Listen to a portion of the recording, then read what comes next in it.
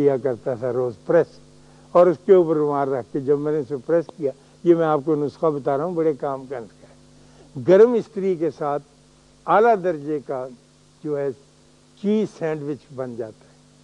تو پھر وہ مجھے کوئی 1 روپے کا پڑنے لگ گیا 5 کی بجائے۔ تو جب میں یہ بات سوچی تو مجھے خیال آیا کہ میں ارسلہ کی مدد کیوں نہیں کر سکتا، اور اس کے ساتھ ہی چونکہ میں ٹیکنیکل چیزوں کے ساتھ بہت وابستہ تھا، جو بھی چیز لینی اس کا مینول سب سے پہلے مطالعہ کرنا کہ مینول کیا کہتا ہے، اس کے مطابق میں اس کو استعمال۔ دنیا کا سب سے پہلا ٹیپ ریکارڈر جس میں آواز بھرتے تھے وہ میں نے خریدا، سب سے پہلے لاہور میں لایا، یعنی آپ کے یہاں اسٹوڈیوز میں بھی نہیں آئے تھے، خیر تو اتنا شوق تھا ان کا۔ تو میں سوچ رہا تھا اللہ مجھے معاف کرے کہ جب بچہ پیدا ہوتا ہے تو اس کے ساتھ اس کا مینول کیوں نہیں آتا۔ میری آرزو تھی، ایک دل کی پکار تھی کہ یا اللہ اس کا کوئی مینول ہو اور میں دیکھوں کہ یہاں جہاں خرابی ہے، یہاں ٹانکا لگانا ہے، یہاں ڈبری بدلنی ہے، یہاں نے ایسے ایسے پیچ کسنا ہے، اور یہ میرے سامنے بیٹھ کے کھیلنے لگے۔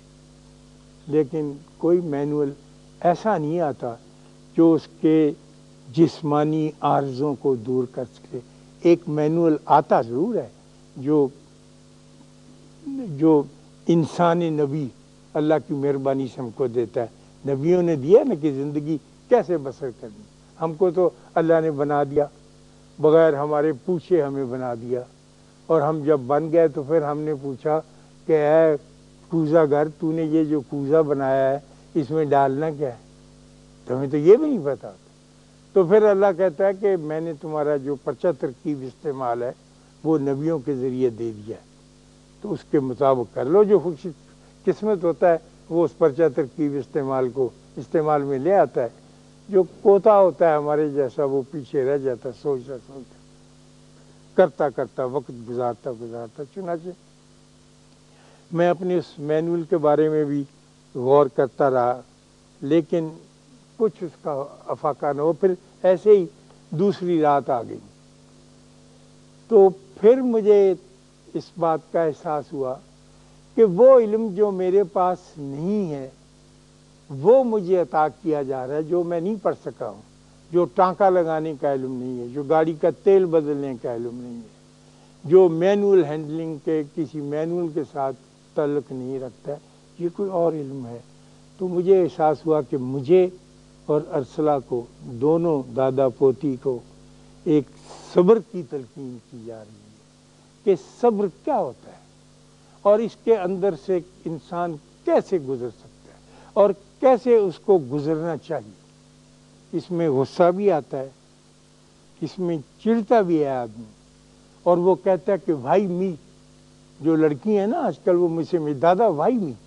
جب بھی کوئی کسی خرابی، میری پوتی کہتی ہے اس کو دروازہ لگ گیا آواز زور سے، تو دادا بھائی می یہ کیوں لگا ہے میرے ساتھ آ کے دروازہ، تو بے چین ہوتی، پیاری ہوتی نا، پلتی ہیں لاڈ کے ساتھ، تو وہ بھائی می کا آدمی بھی پوچھتا ہے۔ اور وہ تیزی کو اس نے اپنا لیا ہے، بہت ساری تیزی کو اپنا لیا ہے۔ ویسٹ کے سارے ریکارڈ نے، سارے وجود نے اتنی تیزی کو اپنا لیا ہے کہ ساری ایجادات اس کے بدن پر ہے نا،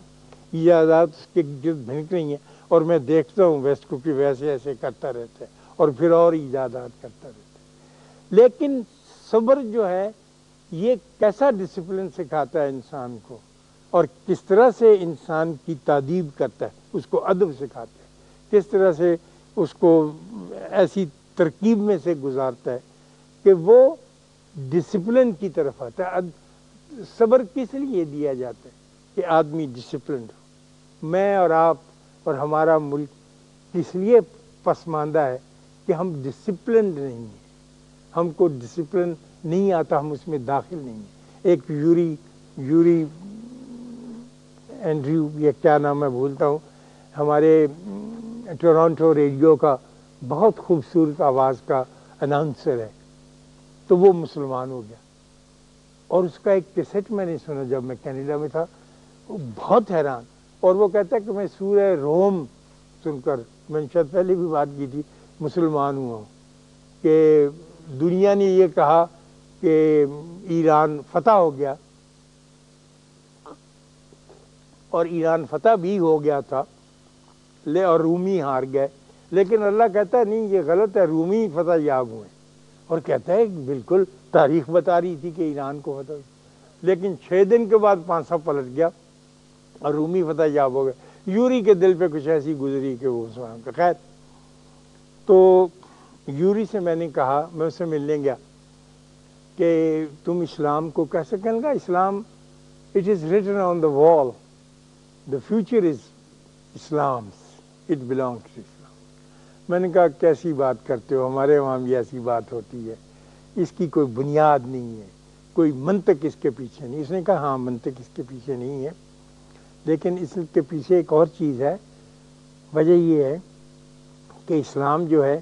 یہ ایک اور طرح کا مذہب ہے، تم لوگ نہیں اس کو سمجھو گے، تم نے پتہ نہیں کیوں اختیار کر رکھا ہے۔ میں کئی دفعہ دیکھتا ہوں بنگلہ دیشی، انڈین، پاکستانی آتے ہیں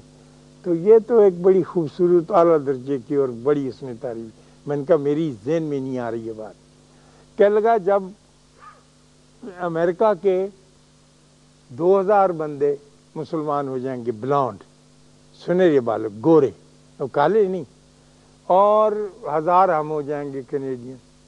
اور 600 اسکینڈینیوین کنٹری کے، تو پھر ہمارا قافلہ چل نکلے گا، تو ہم پھر لوگوں کو بتا دیں گے کہ اسلام کیا ہے۔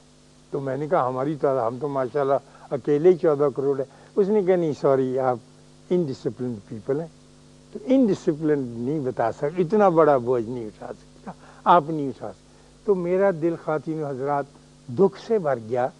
کہ اتنی بڑی فتح ہوگی، کبھی ہوگی، میں شاید نہ ہوں، آپ نہ ہوں، لیکن کیا ہم اس میں شریک نہیں ہوں گے؟ تو میں نے یوری سے کہا یار یہ تو ہمارا بہت پیارا دین ہے، تو تم اکیلے ہی پہلے بھی تم کامیاب رہے جب گورے ہو، دنیا داری میں بھی، اب جب یہ وقت آئے گا اس میں بھی تم ہی کامیاب رہو گے۔ اس نے کہا کیا کریں، یہ ہماری بس اللہ نے لکھ دی بات۔ تو میں نے کہا ہمارا ایسا کچھ نہیں۔ کل کا نہیں، تم پھر ایسے کرنا، تم ہاتھ اوپر اٹھانا اور اونچی آواز میں کہنا آئی ایم آلسو مسلمان تھا،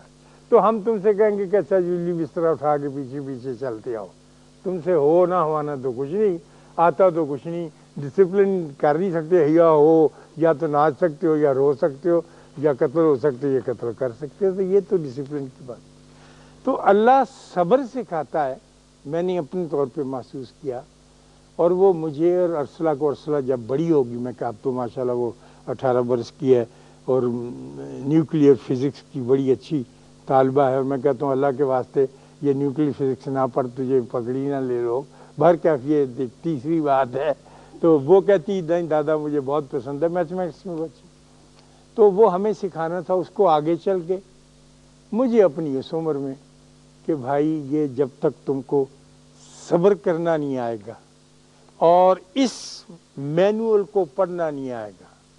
اور اس کے اوپر ثابت قدمی کے ساتھ چلنا نہیں آئے گا۔ ایک صبر ہوتا ہے جو